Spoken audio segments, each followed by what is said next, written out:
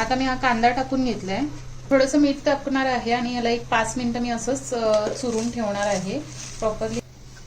आता यामध्ये मी चण्याचं पीठ टाकणार आहे, थोडंसं तांदळाचं पीठ पण टाकलं, जास्त प्रमाणात नका पण थोडं टाकलं. आता यामध्ये मसाला टाकणार आहे, लाल तिखट म्हणजे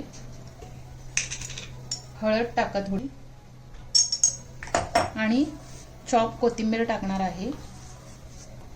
मीठ ऑलरेडी मी टाकलेलं आहे त्यामुळे काही गरज नाहीये, पाणी बिलकुल टाकायचं नाहीये. आणि मी आता याला मिक्स करून घेणार आहे. जर तुम्ही ती भजी बिलकुल कुरकुरीत होणार नाही, त्यामुळे आता पाणी टाकायचं नाहीये. त्याच्यामध्ये आपल्याला मिश्रण मिक्स करून घ्यायचं आहे. त्यामध्ये भजी सोडते आणि आता आम्ही दुसऱ्याला मस्तपैकी अशी भजी रेडी झालेली आहे.